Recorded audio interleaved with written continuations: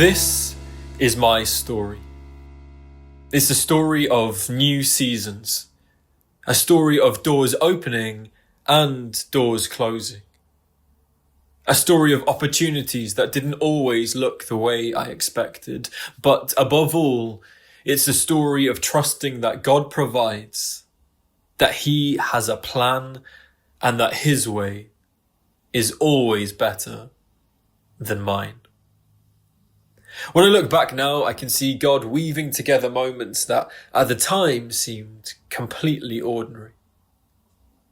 Esther 4:14 says, "You have come to your royal position for such a time as this." For years, I thought that verse belonged to Esther's story. Now, I realize it belongs to mine too. One phrase we hear in church so often that it almost loses its significance is, "I was raised in a Christian family." People frequently skip over this part of the story to get to the juicy bit. But why? See, Christianity is thought to be the religion of 29% of the global population. There are thought to be just over 2.3 billion Christians in the world.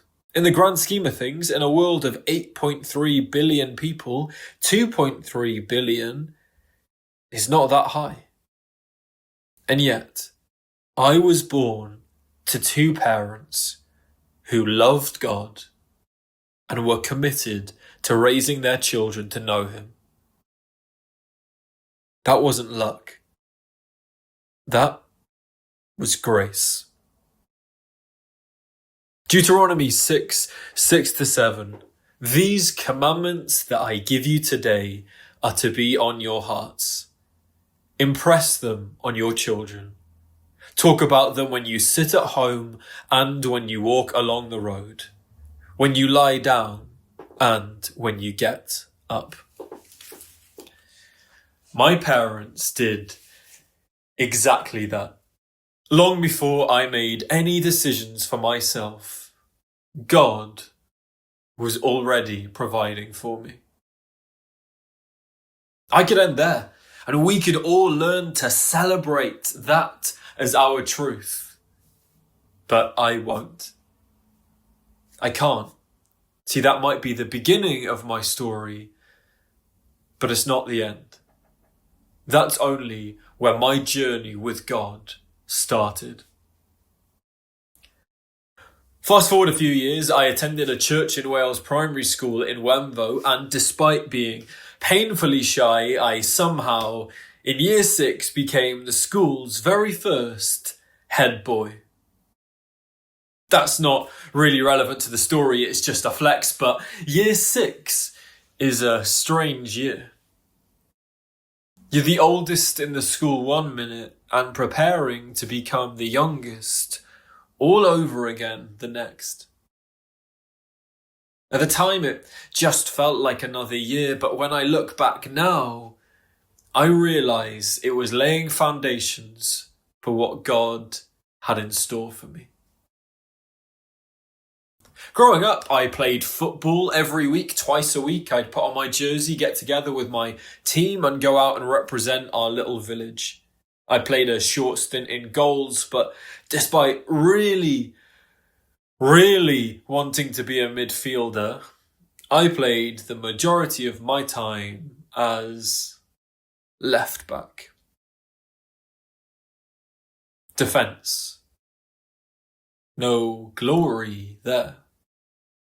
I wasn't scoring the goals, I didn't get the cheers, I didn't get the man of the match, and I didn't like it.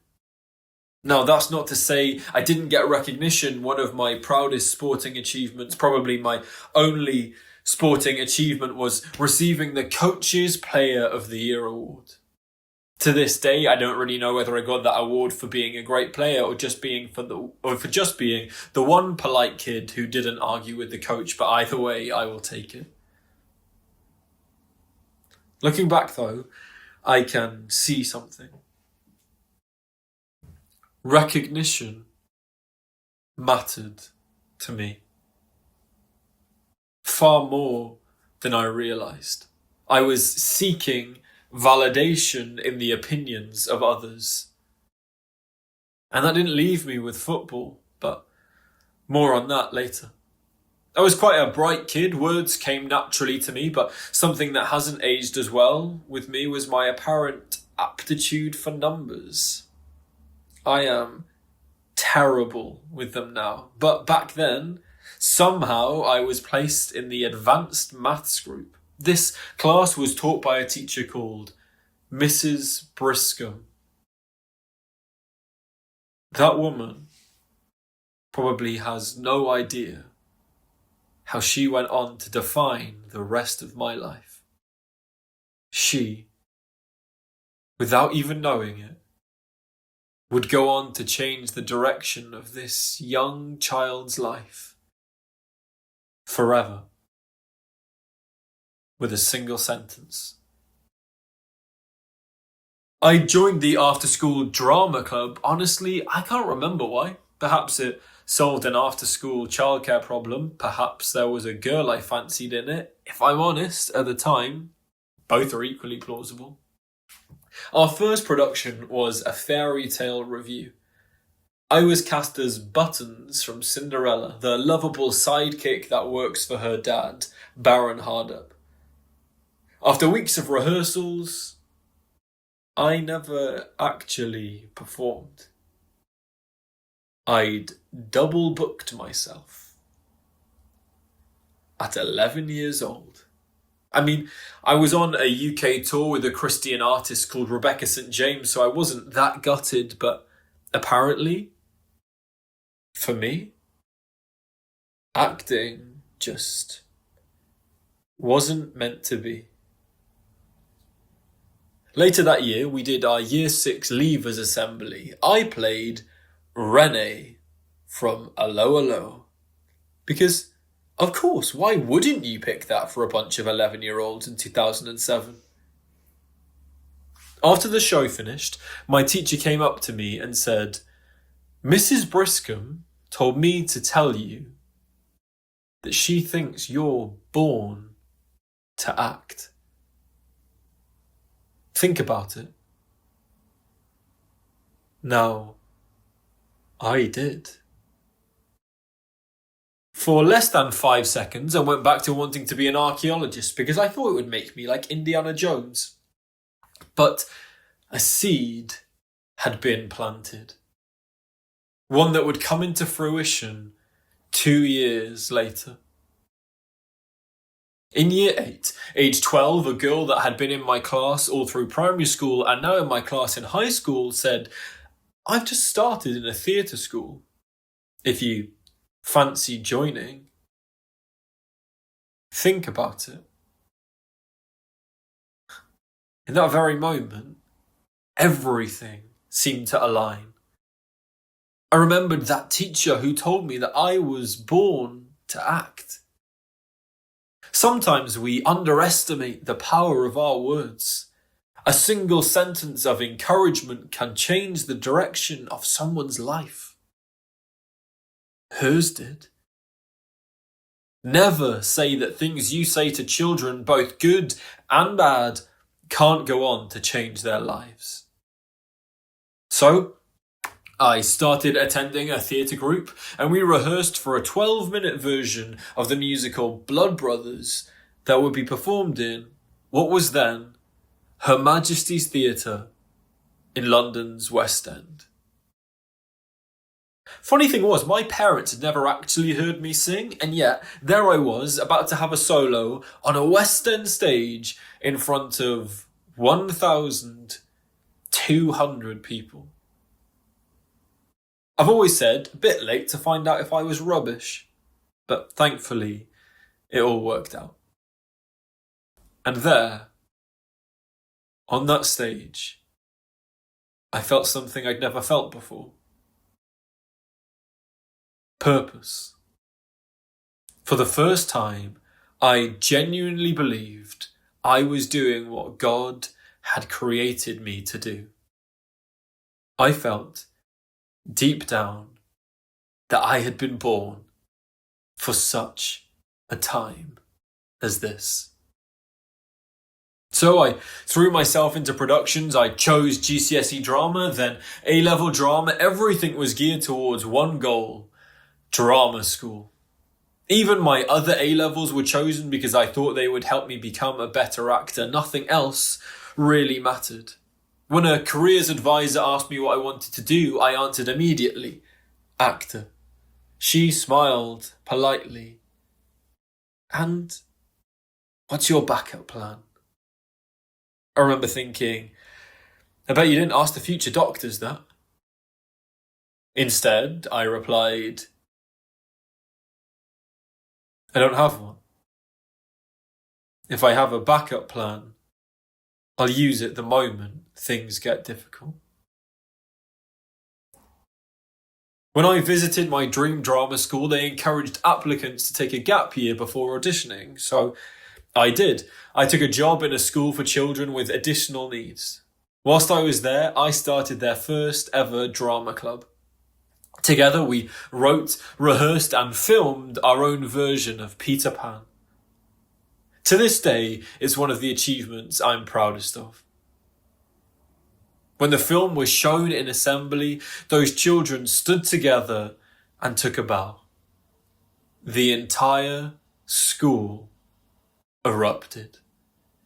The applause wasn't for polished performances, it was for courage, for confidence, for children discovering that they could do something they never believed possible. Looking back, I realized something. Maybe God had given me a love of performing for more than my own ambitions. Maybe he wanted to use it to help other people discover who they were. That moment changed me. I had set out to become an actor. God was quietly teaching me to become a servant. I enjoyed my time working at the school so much that I upped my hours and ended up pretty much being there full time. Although that was great, it meant that I didn't give myself any time to prep for drama school auditions, and so when audition season came around, I simply wasn't ready. I had gained invaluable life experience in that year, but at what cost? I guess I was taking another gap year. Or so I thought. You see, that summer I saw a post on Facebook about a new drama school opening in the Cardiff area. They were looking for applicants. But it was a musical theatre school, and despite all of my background being in musicals at this point, I wanted to go and study acting. But God had other plans for me, as he so often does. I saw that post again and again and again. Now, drama school in London is expensive. Maybe I might be okay here in Wales with some help from the government, but it was still a big concern. And then I got tagged in a post that said, full scholarship spaces for boys available. Okay, God, I see you. I sat down to talk about it with my mum. We decided, what did I have to lose? I applied and my audition was in 2 weeks. I had nothing prepared. I needed 2 songs and a monologue. Now, God has always surrounded me with good people, especially those whose strengths are my weaknesses. A musical director I knew agreed to coach me free of charge. God is good. My audition was a full-day audition where we learned a dance, sang both of our songs, did an acting workshop, and then performed our acting pieces. I should have been terrified. There are 3 industry professionals who are judging my every move and ultimately deciding my future. But I wasn't scared. A recurring theme throughout my life is God's ability to make me feel an overwhelming sense of peace. Now, I am a stress head. My brain just doesn't stop, but every now and again, beyond all human ability and comprehension, God fills me with an abundance of his peace. John 14:27. Peace I leave with you. My peace I give you. I do not give to you as the world gives. Do not let your hearts be troubled, and do not be afraid. 2 days after that audition, I got an email saying that I'd been accepted, that I was to receive a full scholarship to cover all of my education fees, and that I started in 2 weeks. I thought another gap year was necessary. God knew differently. But I felt like such an imposter. Has anyone else ever felt like that? Like you're in the wrong room. You look at the people around you and think, I do not belong here. I can't do what they can do. I backed myself as an actor, but I was terrified of the singing. I felt like I used to get by on my acting through song, but that my voice really wasn't the greatest, and that I was about to be exposed. They were going to realize they let me in by mistake. Do you know how God dealt with this? He took my weakness and made it my strength. He made me the expert in the room. You see, our first production in drama school was Godspell, a musical with its script taken word for word from the book of Matthew. Suddenly, as the only Christian in my class, I became an imperative part of the cohort. I was a special advisor. But God wasn't quite done with me there. He had helped me find value in the class, but wanted to ensure I found it in myself too. So, in our very first production at drama school, they cast me as Jesus. What an on-the-nose way of showing that God was on this journey with me, eh?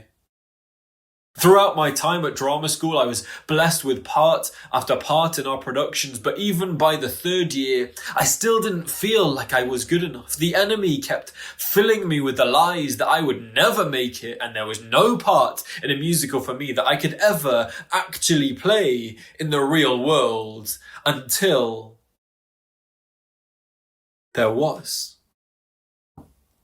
In my 3rd year, we had our first production to the public, and I was cast as the male lead. Despite totally convincing myself that I was never going to get it, I worked hard, preparing for my audition.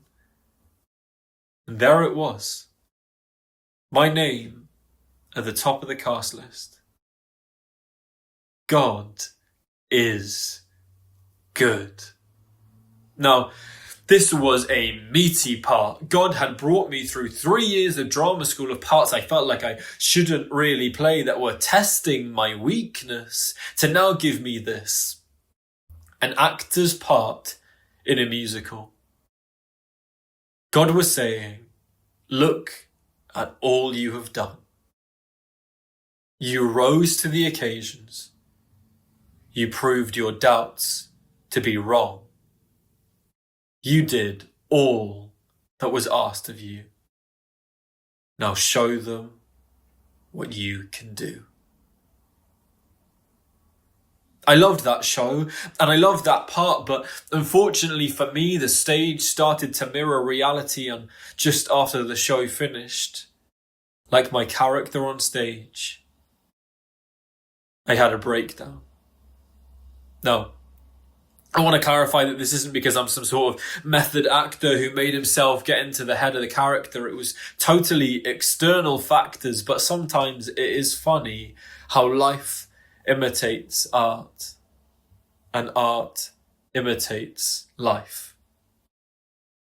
I was bad. I couldn't sleep. I couldn't be on my own. I became scared of the dark again, of silence, of the outside, even of closing my eyes. What was happening to me? Where was God now? Why would he give to me with one hand and take away with another? Now, I'd love to say I had the answer straight away, but I didn't. Not until one day when I got a phone call. The drama school I was at was falling apart.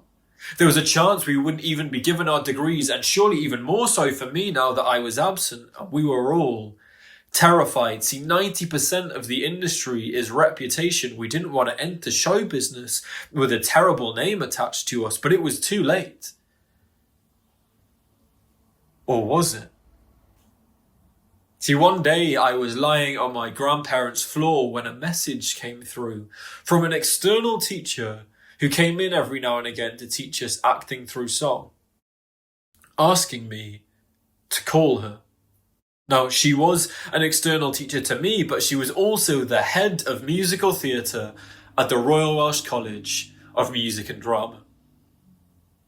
On that phone call, she told me that she knew about everything that was happening in the school and wanted to invite me to audition for her course at Royal Welsh. She then went on to solve all of the problems. I didn't have a reference. She said she would do it. She said she'd put me into contact with a teacher at the college who coached me through my songs free of charge. And because I'd got a scholarship for my degree, I was the only one able to access a student loan to study for my master's. God was providing. But musicals, again, really? Apparently so. I auditioned, got one of the 14 places available to thousands of people who auditioned all around the world, and started what just been awarded the #1 drama school in the UK. Sometimes God likes to work in cycles just to really reaffirm something. So just like last time when I felt like an imposter who shouldn't be there, he does exactly the same thing. I get cast as the lead in our first musical. Even more than that, I get cast in a show that is entirely about my character, and I never even leave the stage. God certainly has a great sense of humour. But it was there, working with a professional director and musical director who have gone on to win award after award on that stage, playing that character, that I finally felt it. Self-belief. In a full circle moment, playing Bobby in Company, I felt like I was born for such a time as this. I went on to be incredibly blessed with the opportunities I was given as an actor. I was a lead in the UK premiere of Disney's Hunchback of Notre Dame. I also made my professional stage debut playing Buttons in Cinderella alongside Owen Money. The very first part that I should have played in year 6 but didn't get the chance to perform was the very first part I ever played as a professional. When the time is right, I, the Lord, will make it happen. Isaiah 60:22.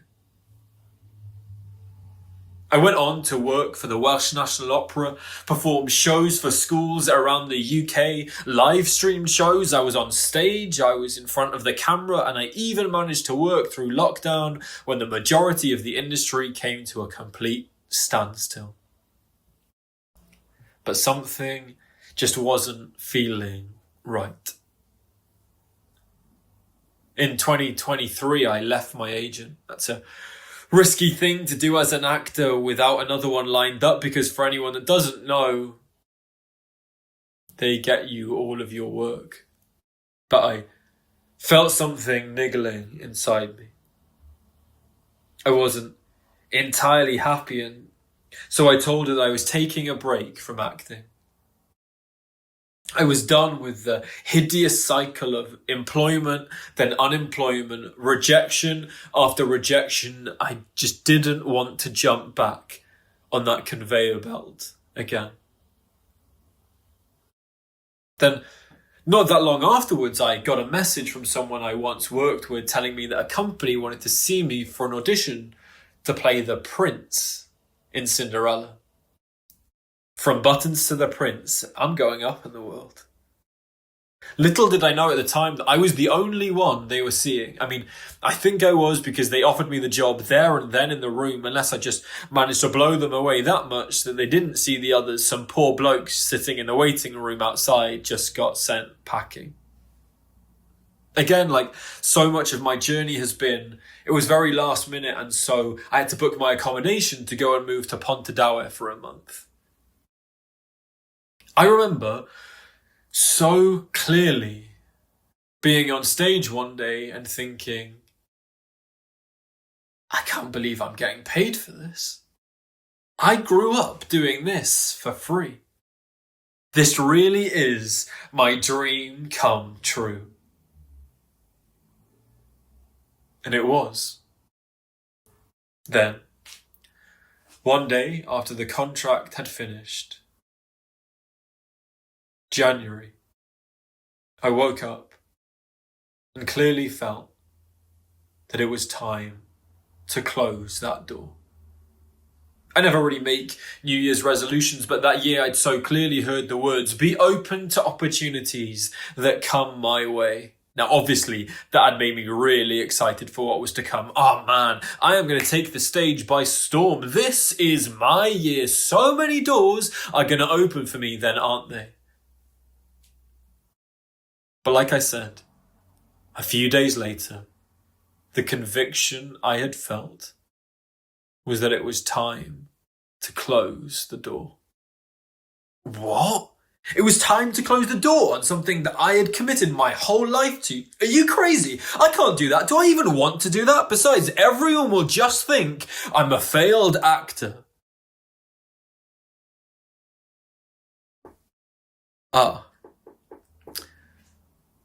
Pride. Yeah. That's not a reason to not do something. Your ego was being fed in the industry, it was being broken in the industry, and now it's even standing in the way of you leaving the industry. Yeah, but you told me when I was on stage, I was born for such a time as this. And you were. For that season. But that season has come to an end, and I am preparing you for the next. Isaiah 43:18-19. Forget the former things. Do not dwell on the past. See, I am doing a new thing. Now it springs up. Do you not perceive it? I am making a way in the wilderness and streams in the wasteland.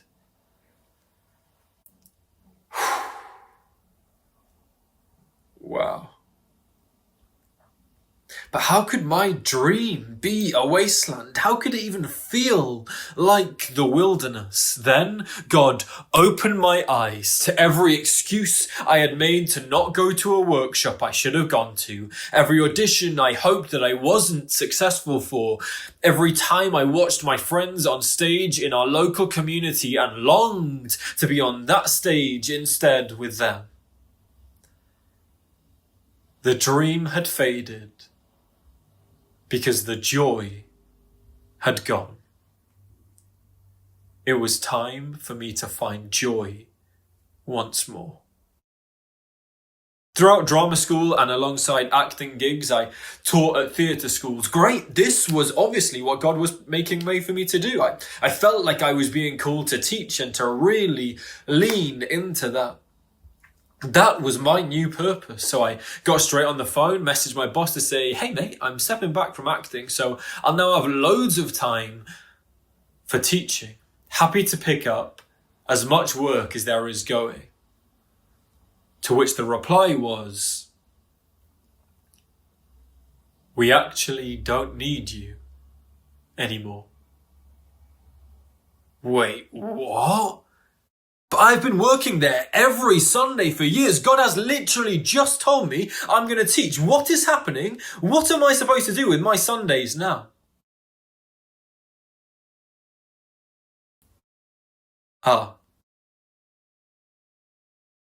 God's reply? My son, it's time to come home. You see, for so many years I looked for my value and self-worth on stage, in the audition room, in front of an audience. I was looking to fill this void on my own, but I couldn't. I always fell short. I wasn't running away. I was searching for joy. Joy that can only be found in the Father's arms. Psalm 16:11. You make known to me the path of life. In your presence there is fullness of joy. I had lived my life for me, my way. But just like the prodigal son, it was time to come home. It is never too late to come home. I'd always struggled with living a life of faith in an industry that was so overt in making yourself your own God, an industry whose ethos is judgment and competition, where pride is taught and ego shaped. It was time to start again. I started coming to New Life Church that year, and it didn't take all that long for God to reveal to me that I was using the gifts He'd given me, but rarely to glorify Him. And that was about to change. I have a production company whose first concert was a night at the musicals where all of the songs had a faith-based link, from Godspell to Joseph. It got people in the door of a church that I'd never entered before, and it was planting seeds, but I knew that it wasn't enough. That show still exists and is something I am very proud of, but I felt like it was time to be more overt. I hadn't really written that much before, and certainly had never written a faith spoken word, but when Nigel asked whether my production company would come and do something at the Palm Sunday service, I picked up my pen and I wrote. Somehow, despite never having written one before, I wrote a faith spoken word that told the whole story from Palm Sunday to Easter Sunday. Oh, I see you, God. I see your hand at work in this. I hear your voice commissioning me. I thought I could perform them because I learned to act.